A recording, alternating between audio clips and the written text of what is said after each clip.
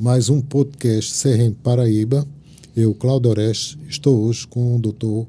Walter Ramalho. Dr. Walter Ramalho, poderia se apresentar, por favor? Primeiro, um prazer, né, estar com o Cláudio. Eu digo que é um dos melhores ativos que nós temos de mente brilhante, não só cientificamente, mas também no aspecto cultural. Então, pelas perguntas que você já teve aqui, batendo um papo comigo, a gente vê o nível, né, de intelectualidade sua e que certamente aqui vai bater um papo muito legal. Gostaria que o senhor falasse um pouquinho da sua trajetória e a perspectiva que o fez assumir um desafio da presidência da Unimed. Quem me conhece sempre diz que eu sou um irrequieto por natureza, não gosto de estar muito parado, né? Eu estou sempre assim produzindo algo e sou afeito a desafios. Então, minha formação inicial médica aqui na Universidade Federal da Paraíba. Depois eu fiz uma residência em anestesiologia, né, na Universidade de Brasília, na Universidade de Brasília, no SARA e tal. Aí fiz formação no INCOR. Depois fiz formação em DU na Unesp Botucatu, onde eu fiz doutorado em anestesia também. E fiz uma formação em acupuntura em Pernambuco, na Universidade Federal de Pernambuco. Depois fui a Chicago, num fellow de anestesia, e fui à China também, num fellow de acupuntura. Eu sempre brinquei que minha mãe mandava eu ir para a China quando era mais novo. Eu resolvi obedecê-la. Literalmente. Então, na gestão, eu me envolvi muito com a sociedade de anestesia. Então, eu fui vice-presidente 3 vezes, presidente 2 vezes, diretor científico 3 vezes. Depois eu fui para a Sociedade Brasileira de Anestesiologia, fui do Comitê de Dor, depois fui presidente da Comissão de Treinamento da Dor da Sociedade Brasileira, depois eu fui membro do Conselho Superior, depois presidente do Conselho Superior da Sociedade Brasileira, depois eu fui secretário-geral por 2 mandatos. Então, eu tinha um trajetório muito interessante. E lá a gente começou essa paixão por gestão, essa outra cachaça, né, que a gente diz. Então tem tudo a parte acadêmica completa, muito, mas também... o alicerce acadêmico. Mas também a parte de gestão. Isso, com o professor da FPB e tal. Então, quando a gente foi fazer, eu comecei a fazer um MBA de gestão financeira, que mesmo no UNIP, mas aí foi quando surgiu a SBA e a gente montou um projeto bacana com a Fundação Dom Cabral, na Sociedade Brasileira de Anestesiologia. Eu era o responsável pela mudança de cultura de gestão dentro da Sociedade Brasileira de Anestesiologia. Então, nós fizemos vários eventos, vários cursos de imersão, o primeiro simpósio de gestão, né, da Sociedade Brasileira, eu fui o coordenador lá na Bahia, e a gente fez também em Curitiba, em Brasília, enfim, rodamos esse país. E aí demos uma sacudida na Sociedade Brasileira de Anestesiologia, que hoje já está fazendo aí um congresso brasileiro de gestão. Até sou convidado, vou dar aula em São Paulo em julho lá, e também em Brasília em junho, tudo sobre gestão. Então eles mudaram um pouquinho a chave. Eu sempre fui palestrante de anestesia e dor, agora estou me chamando muito para gestão. E fiz o MBA em gestão da Fundação Dom Cabral. A gente trouxe a Fundação Dom Cabral aqui já como parceira, através da Horácio Forte Soluções Educacionais, já no projeto de construção da campanha, que seria um projeto de gestão para a Unimed João Pessoa. Eles já estavam com a gente na campanha anterior, que nós perdemos, inclusive, né? 28 votos na época para Demóstenes, e não era um momento. Depois, no segundo tempo, que a gente ganhou a eleição, eles também estavam conosco construindo o programa, quer dizer, na Sociedade Brasileira de Anestesiologia eu conheci também Gerson Zimmer da NION. Lá a gente implantou na Sociedade Brasileira uma metodologia chamada OKR, né? Objective and Key Results, lá do Vale do Silício, que é um método ágil, inteligente. Foi muito importante para mudar a cultura da nossa Unimed. Então, quando a gente entrou na Unimed, a gente vinha com essa bagagem diria assim, de gestão das diversas sociedades, desse ciclo interessante que eu tinha de pessoas dentro da Sociedade Brasileira. Mas, inclusive fui do CRM também, tá? Fui conselheiro. Mas não tinha jamais administrado um projeto dessa magnitude, que é a Unimed de uma pessoa com 1,2 bilhões de receita bruta, realmente é muita coisa. E interessante que já assumiu com um desafio grande, né, na época. A pandemia e um teste. E não foi um teste fácil. Foi um desafio muito grande em termos gerais. Ninguém conhecia, ninguém sabia qual era a perspectiva, e a Unimed conseguiu dar uma resposta. Deu baile. Exato. Foi uma resposta que foi referência em vários... Nacionalmente. Exato. Números que nós temos, que você vê grandes hospitais de São Paulo com 41, 42, 44% de letalidade na UTI, a gente com 28%, né? Exato. E fora que atendemos aí com telemedicina, somados, só 240 mil pessoas, né? E também incorporou novas tecnologias durante o período. Muito de forma pioneira. Exato. Colocamos tomografia por bioimpedância elétrica, né? Quer dizer, tomografia à beira do leito para refinar a ventilação mecânica daquele pulmão difícil, que é de um paciente com Covid. Colocamos o helmet, que é aquele capacete que até desenvolveram aqui no Ceará. Cearense é um povo que tem que ser estudado pela NASA, né? Aquela turma não é fácil, não, é muito inteligente. Colocamos plasma convalescente, fomos o primeiro Unimed do Brasil, né, a fazer com o protocolo da CONEP, né, fomos convidados inclusive pela Universidade de Toronto para ser signatário de um estudo multicêntrico, né, e nós participamos do Brasil, só apenas a Unimed de João Pessoa e a Universidade Federal do Rio de Janeiro, pelo volume de plasma que nós fizemos convalescente. Eles nos buscaram através de busca ativa e a gente entrou nesse protocolo. É bem verdade que foi um estudo experimental, né? Nos consolidou com grande vantagem, mas à época era o que a gente tinha, né? Fizemos catéter de alto fluxo, que é uma coisa que foi muito inovadora à época, porque a gente estava no início, né? Para instalar os primeiros catéteres de alto fluxo com 10 litros, 15 litros de oxigênio. Ninguém queria fazer, fisioterapeuta não queria fazer, porque você estava espalhando o vírus, né? Então, o pessoal com medo, né? E eu entendo dessa forma, porque não é fácil, né? A gente estava muito, assim, numa fase, num campo escuro, né? Sem muita visão de muita coisa. Fizemos, além disso aí, várias adaptações, né? Como utilizamos muito tecnologia 3D para construir aqui equipamentos de proteção individual, equipamentos de manuseio de vias aéreas, em parceria com a Universidade Federal da Paraíba. Recuperamos ventiladores com parceria com a FBB e doamos para o Estado, para o Edson Ramalho, entre outros. Fizemos ainda... foi muita coisa, sabe? O ECMO também. A ECMO, viramos referência, inclusive um centro formador de pessoas com capacitação em ECMO, que essa circulação extracorpórea, ainda colocamos aí um volume importante de pacientes. Quer dizer, nada do que existiu de mais moderno atual deixou de estar presente aqui durante a pandemia, tá? E tem mais coisas. Nós colocamos plataforma robótica, né? Nós colocamos robô, que hoje depois foi apelidado de Tom, e hoje está lá no HPU, né? HPU tomou posse do robô. Já trouxe inovações muito adiante da época, né? O robô... E que vieram para ficar. Isso, o robô, por exemplo, que é aquele que se viu para a gente na pandemia, ele visitava o paciente, reduziu o gasto de EPS, ele aproximava o paciente da família, porque muitos aniversários, a família fizeram homenagem para quem estava internado. Olha que coisa, né? Interessante que é assim, quando você pensa em tecnologia, é uma coisa meio fria, né? E esse é o contrário, humanizou. Eu sempre dizia isso e colocou o termo adequado. A tecnologia a serviço da humanização.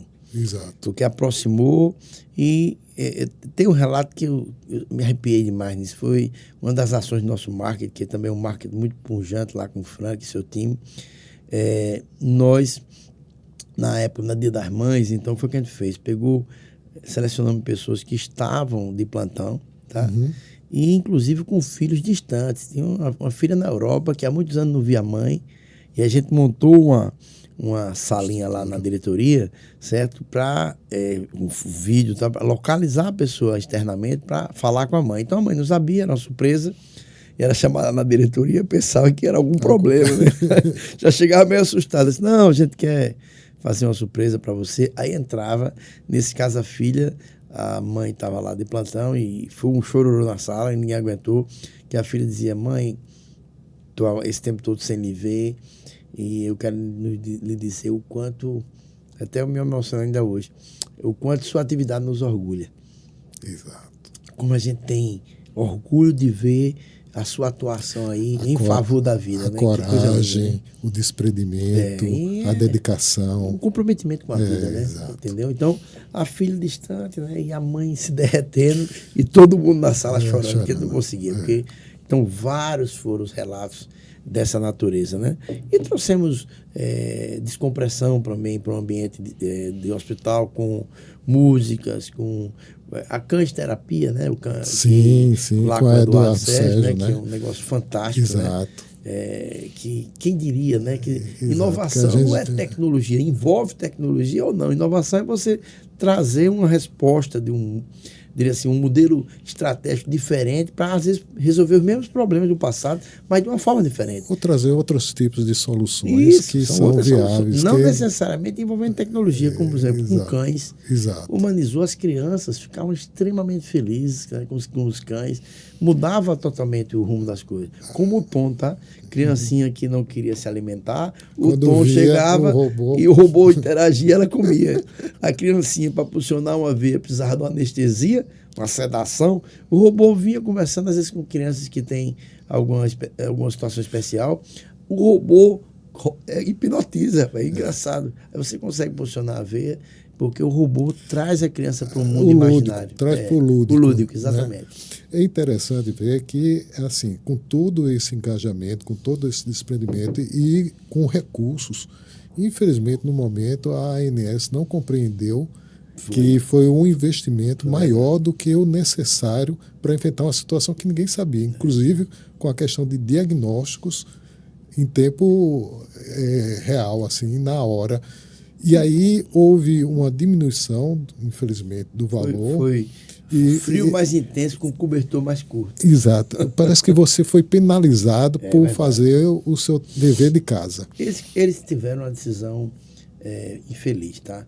Porque em 2020, com o Fique em Casa, tivemos 3 meses, um quadrimestre praticamente, de maior reclusão e com isso menor custo assistencial. As pessoas estavam com medo, estavam em casa, os consultórios fechados, a cirurgia suspensa. A própria ANS determinou a suspensão de cirurgia eletiva por um período.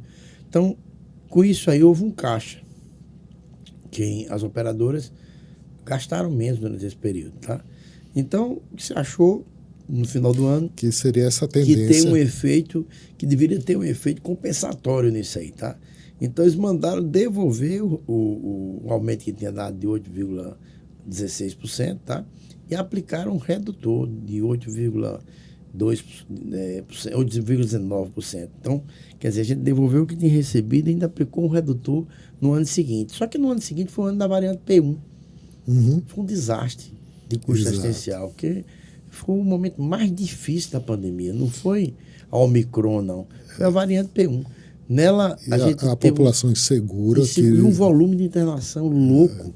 Eu não me esqueço, um sábado, que você sabe que acompanhou, eu vivi aquele hospital de manhã, tarde, noite, madrugada. Foi o primeiro ano assim, de pandemia, foi um ano que, se eu dormir 15 noites bem dormida, foi muito. Então, a gente, por vezes, ficava lá pelo hospital direto, deitava no sofá daquele lá, já amanhecia na guerra. Então, eu cheguei lá no sábado, às 9 da manhã, para minhas visitas, que geralmente 4, 5 horas da tarde eu ia para casa. Só fui sair às 5h30 da manhã do outro dia, porque tinha muita gente, médicos, né? Moribundos. Eles estavam assim, ó, cansados, exaustos, tá? Exausto. Dando sangue ali, a alma. E não é só a questão física, é mental também. Toda, a pressão de todo aspecto. Então, a gente fez uma força-tarefa, eu chamei, na época, os amigos, né, que Gilvando, Kleber, aí a gente tinha lá a Azuil, o Calixto, Vandenberg, tanta gente, né? Petrúcio, Gigante, e tantos outros. Então a gente fez uma força-tarefa, ó, vamos liberar essa turma para ir dormir. Então a gente começou, você vai dormir, ó, você vai para cá, só volta daqui uns 3 dias. Você tinha gente, não, mas não posso, vai embora, assina aí teu plantão, a gente vai fazer, mas vai embora. Vai descansar, não vai dar plantão em canto nenhum, volta para cá, mas você vai passar uns 3 dias em casa, você uma semana, você um dia, você hoje durma até a noite. A gente foi avaliando isso. Do jeito que a gente avaliava equipamento, ia fazendo ajustes, quando precisava abrir leito, então a gente iria utilizando a criatividade, né? Como diz que é a inteligência, quando a gente brinca com o cérebro, né? É a inteligência criativa. Né? A imaginação. E aí já dizia Einstein, né? Que é a imaginação. A criatividade é o cérebro brincando, né? Exato. Então, a gente foi muita criatividade para ajustar. Então, nós vivemos esse momento aí, mas houve um momento de muita solidariedade, muito empenho, certo? Muito comprometimento. Eu, pessoalmente, digo que nunca fui tão médico. E muita gente assumiu como missão essa fase. Daí foi uma resposta realmente bastante reconhecida por todos. E esse SOS teve uma recompensa, né, nesses 4 anos, com a perspectiva de aumento, né, no volume, inclusive de usuários. Nós saímos aí de 143 mil usuários, hoje nós estamos chegando a 171. Um aumento gigantesco, né? Mais de 25 mil vidas aí. Então, isso, nós crescemos em 4 anos, mais da metade do Unimed Campinas. O interessante que eu estava vendo outro dia é a questão do faturamento da Unimed.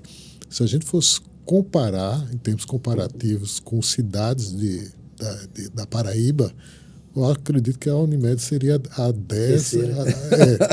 A pé para João Pessoa e Campinas. Exato. Então, o ISS de João Pessoa, a gente fica entre primeiro e segundo aí sempre, em que mais tem uma representação importante do ISS, né? Nós saímos de 890 milhões de quando a gente chegou para 1,2 bilhões praticamente. 1,139 foi agora em 2023 que terminou, a gente já cresceu um pouco mais. E só de recurso vindo de mensalidade, ou seja, da contraprestação da Operação Saúde, 1,49 milhões. Então, 46 milhões. Então, passando da escala de 1 bilhão, mas o que é mais importante, em 2023, com toda essa guerra, nós fechamos 3 milhões positivos, 3,2 milhões, ou seja, a gente distribui tudo. A Unimed, a cooperativa, não retém. Ela fomenta a economia local. Então, isso é que é o grande ativo disso aí, tá? Comparado a diferença, a grande diferença. Porque a gente não raciocina além da questão dos princípios todos, próprios, né? do cooperativismo. Comprometimento com a sociedade. A questão de sustentabilidade. Isso. Vocês têm projetos? Muitos projetos interessantes. Nós reativamos o Instituto, né? Que foi criado por Alcélio, o Instituto chamado Instituto Unigente, se lembra? Hoje é o Instituto Unimed. Fizemos uma costura para reativar esse instituto, que tinha mais de 10 anos de existência já, mas que estava desativado há um bom tempo. Então, nós resgatamos e realmente o Instituto veio com todo o gás. Então, a gente tem muito trabalho importante, muitos projetos, por exemplo, os mãos que apoiam, que são mulheres e pessoas e da rede credenciada nossa que apoiam as pacientes na parte do suporte de prevenção e tratamento de câncer de mama lá da comunidade do entorno do nosso hospital. Tá? A gente também nessa mesma comunidade, a gente tem um trabalho lindo, né, que não fomos nós que criamos, a gente só ampliou, que é o nosso coral, feito de crianças da São Gabriel. Inclusive participaram do Congresso Nordeste de Pediatria e foi muito elogiado. Sucesso. Onde eles vão? E lembrando, tá?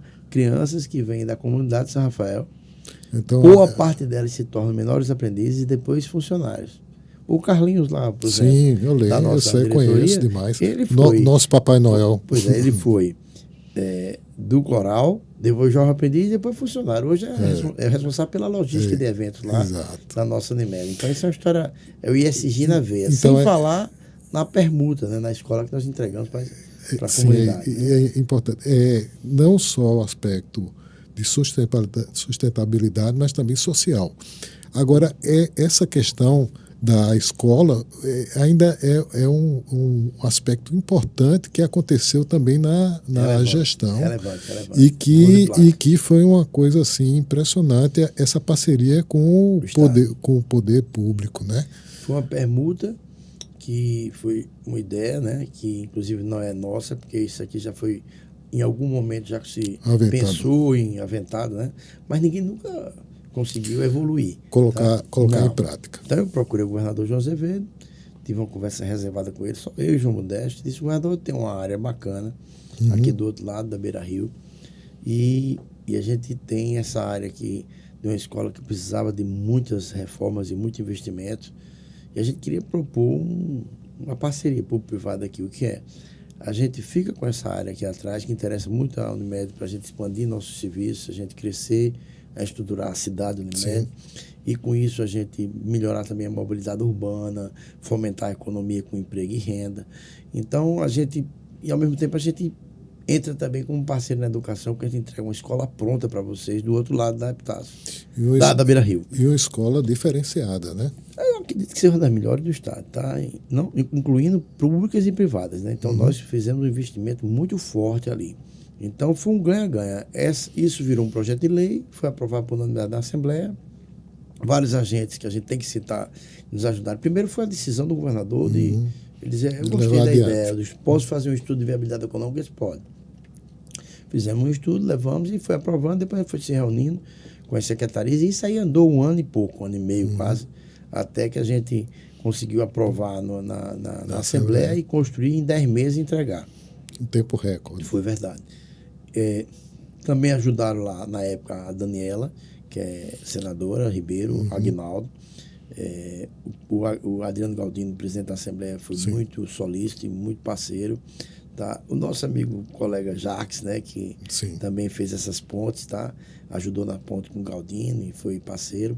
E o Deusdete, que é secretário, também foi um gigante. Tá? O Deusdete, ele ajudou demais, acompanhou todo o processo conosco. Então, à medida que o processo ia andando, a gente cumpriu rigorosamente os trâmites. As etapas. Então, tem que ser dito aqui, transparência plena, tá? Quer dizer assim, foi tudo preto no branco, foi como a gente desejaria que isso acontecesse. Então, a sociedade, de uma maneira geral, ganhou dos dois lados. Em todos os aspectos. Exato. Não só na educação e na saúde, como na economia e na própria mobilidade urbana, mas acho que um ganho de mensagem, tá? Que é possível fazer uma parceria público-privada de excelência, com ganha-ganha, tá? Ou seja, com ideias inteligentes e pessoas que são comprometidas com absoluta transparência. Eu acho que isso aí foi um recado muito bom. Ô, Walter, o Estado ganhou o colégio, que está aí, pronto. Top, com 400 alunos. E a Unimed, ela praticamente duplicou o seu potencial. E o projeto é construir, de fato, a exemplo do nosso faturamento, né? De fato, assumir uma cidade ali, né? Um projeto à nossa altura, né, Cláudio? Que a gente está vendo aí a Unimed de João Pessoa. Você diz assim, essa mania de grandeza, não. É pé no chão, tá? A gente tem que crescer a massa de usuário para poder a gente crescer também o número de leitos. E a gente tem que otimizar nossa operação para pensar em expansão. Na área física. Então, e otimizar do ponto de vista de eficiência, né, de melhor aproveitamento das áreas, inclusive não só de giro leito, mas também com taxa de ocupação, tudo, né, reduzindo desperdício. É isso que a gente tem lutado muito, implantando metodologia, painéis de BIAs e tentando trazer mais eficiência. Esse aspecto de eficiência também resultou em uma certificação grande para a Unimed, e que certificação, a pessoa pensa que fica ali, mas ela traz por trás, exato, ela se traduz em benefício também para o usuário, né? Eu estava lembrando aqui, quando você falou, e eu já tinha esquecido, que do ponto de vista ambiental, a gente fez um projeto, só nesse projeto, chamado Fatura Digital, era o seguinte, a gente fez uma parceria com a Secretaria do Meio Ambiente, e no primeiro momento foram 3.000 mudas de árvore que a gente plantou no entorno da operadora, do Urquiza, e distribuímos os demais na beira-mar, ali no Busto Tamandaré. Então, para cada 10 usuários que aderiam à fatura digital, fatura e notificação, a gente plantava uma árvore. Transformada. Então, olha que coisa bacana. E a maioria foi um prêmio nacional. E a maioria da população não conhece. Pois aderiu. Detalhe, e só na primeira leva, né, nós distribuímos, foram 30 mil adesões, mas isso já cresceu, já está em 85%. A economia que isso traz da ordem de 1.600.000 a 1.800.000 por ano, só com notificação e faturas. Então, e deu mais eficiência, né? E deixou de queimar nossas árvores com papel. E tem um projeto dentro da Unimed, que é a questão da Unimed sem papel. Estamos avançados. Que o hospital já era, e a gente nós trouxemos aí como parceiro e consultor Guido, né, e lá o Dênio, e juntou com a turma que já tinha Walter, Múcio, enfim, estamos construindo a Unimed que a gente entende como a Unimed do futuro. E por quê? Porque a nossa cidade se tornou hoje talvez a capital do sonho de desejo do brasileiro. Eu estive agora no Einstein essa semana, né, a quarta reunião que a gente faz lá, vai bater um papo sobre isso. E interessante que 5 diretores lá, 3 já tinham comprado imóveis aqui, 2 me perguntaram como deveriam proceder para comprar imóvel aqui. Aí tive em São Paulo também com o pessoal da Seguros e mais 2 lá dizendo, a gente queria investir lá em João Pessoa, porque o oba-oba que tem em torno dessa cidade. Então, veja como nós estamos sendo vistos lá fora. A importância nossa, primeiro, de zelar pela segurança, porque a segurança e a qualidade de vida é quem tem realmente atraído essas pessoas para cá, né? Tem uma vida de qualidade. A maioria, inclusive, aposentado, sonho de desejo é vir morar em João Pessoa. Então, a gente que vem com recursos para fomentar a economia da cidade. Eu sempre digo, diferentemente de turismo sazonal, a pessoa que se aposenta e vem morar aqui o turista permanente. Vem para construir, né? Vem para contribuir. E nessa lógica, nós da saúde temos que nos preparar como maior referência do Estado para receber esse pessoal à altura. Essas pessoas que se acostumaram com a assistência de Einstein, Sírio, de tanta coisa boa por aí, Moinho dos Ventos. Então, a gente tem que dar essa assistência à altura. E por isso, a gente pensou nessa expansão e num projeto bacana que envolve a parceria, ensino, pesquisa, assistência, né? Quer dizer, andam tudo junto, né? A boa assistência é fruto de um bom alicerce de ensino e pesquisa. Então, a gente está aí vamos receber agora dia 10 e 11 a equipe lá da consultoria do Einstein aqui, porque estamos discutindo 3 projetos, né? Um em oncologia, outro em ciclo de receitas e outro em fluxo de paciente, tá? Inclusive com command center, uma forma inteligente de otimizar a ocupação. Então, vamos trazer, já peço encarecidamente a sua presença lá conosco no dia 10 para essa exposição, debate que vai ter lá com cerca de 60 pessoas. E nós queremos construir uma relação positiva com eles, né? Para que a gente avance para projetos futuros que nós temos cheio de ideia da cabeça. Então, à medida que a gente azeita a operação, a gente consegue dar um passo a mais, pensando não mais em 180, 200 mil usuários, mas em 300 mil usuários. Que nós temos aqui em João Pessoa apenas 16% a 18% oscila, né? Das pessoas que moram em João Pessoa têm acesso a plano de saúde. Você vai para Paraíba, 13%. Então, você vai para uma São José dos Campos, 67%. Então, é uma distância muito grande, né? Quer dizer, por causa do poder aquisitivo da população. Hoje eu estava preparando uma apresentação e vendo que em 20 anos a gente até avançou do ponto de vista de número de usuários no país. Mas nos últimos 10 a gente retraiu.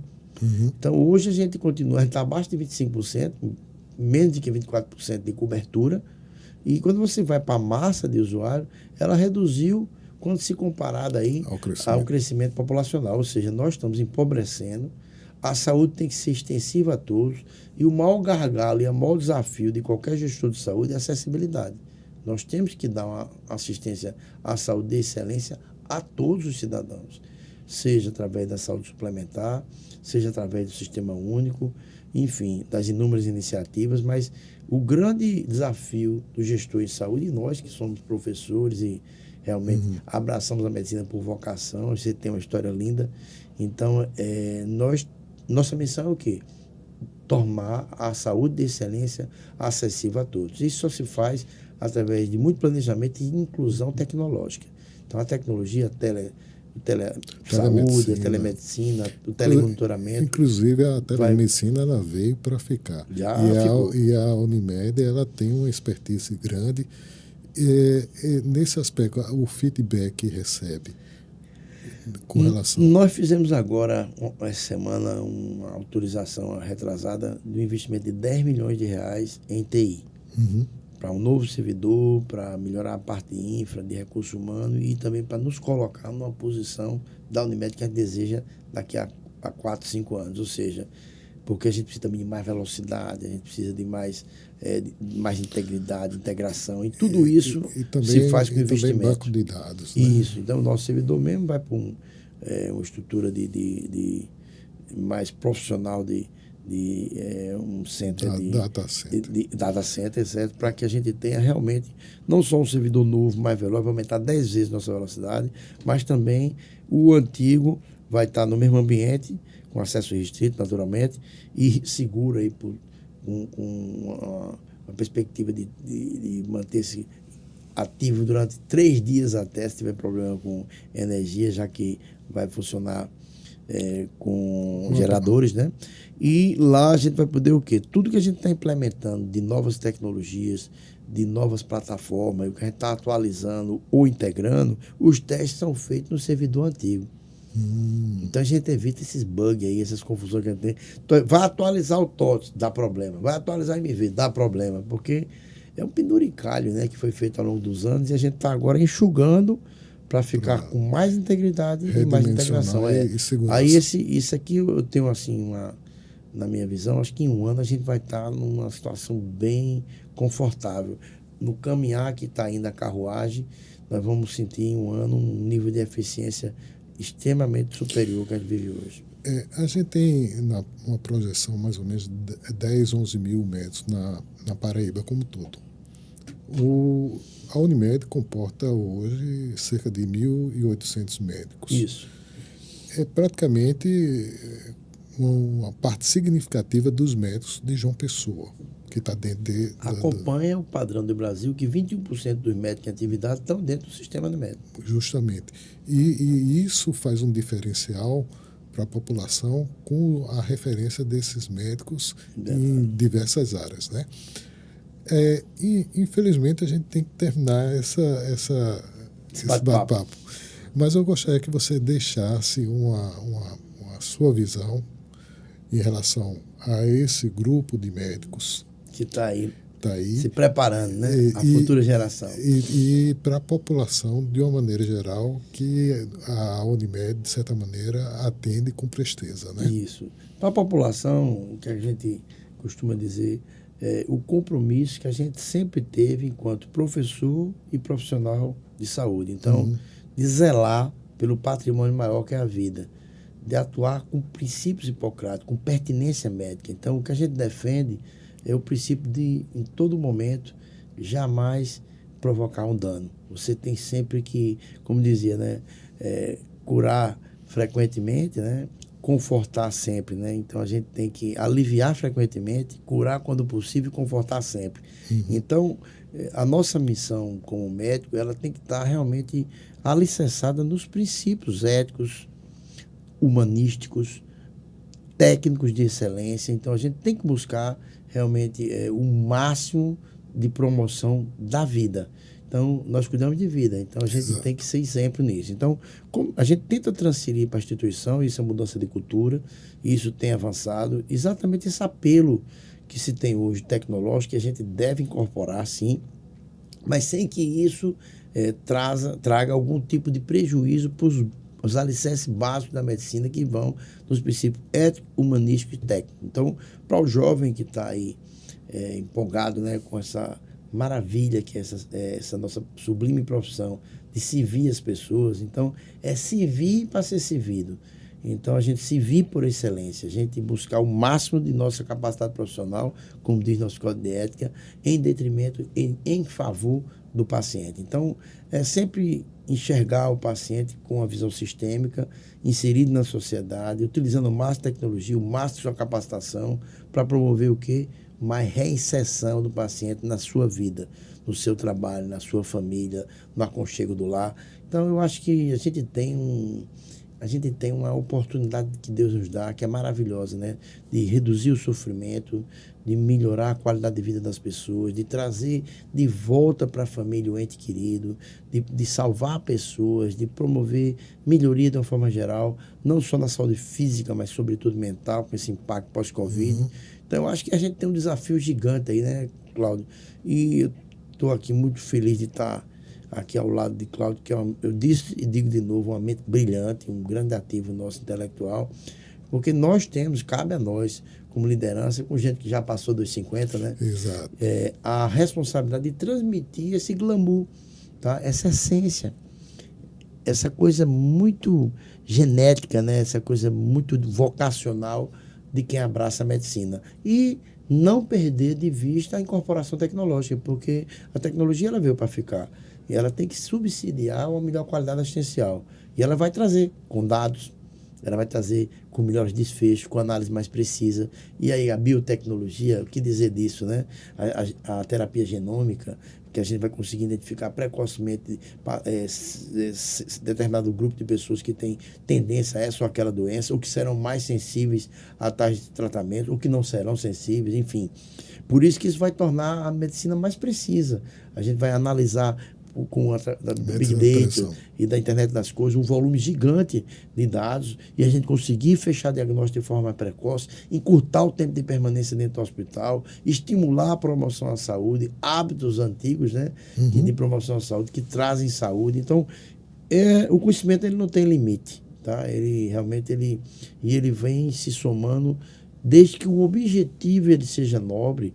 Todo conhecimento é válido. Então, por isso que eu acho que a gente tem que, não é coisa dos meios justificar, o fim justificar os meios, não. Sempre os meios têm que ser embasados em aspectos humanísticos, éticos e técnicos. Mas a gente tem que se esforçar, tem que experimentar, tem que ousar para buscar realmente uma melhor, diria assim, um melhor desfecho clínico, uma melhor qualidade de vida, uma melhor assistência, um melhor acolhimento do paciente. Então, minha mensagem para os novos é o seguinte: façam a medicina tecnológica e aprenda com essa turma mais velha aqui, certo? Que a medicina depende do toque humano, do olhar sensível, das mãos, do tato, da ausculta do ser humano que acolhe aquele que o procura em momento de fragilidade. Pois, Walter, eu me sinto muito à vontade para agradecer e enaltecer a sua visão brilhante sobre uma perspectiva humana do que a gente faz no dia a dia. Muito obrigado pela sua presença. Eu que agradeço essa honra, meu amigo. Esse seu convite aqui foi honroso demais. Para mim, muito agradou. E vamos em frente. Com certeza.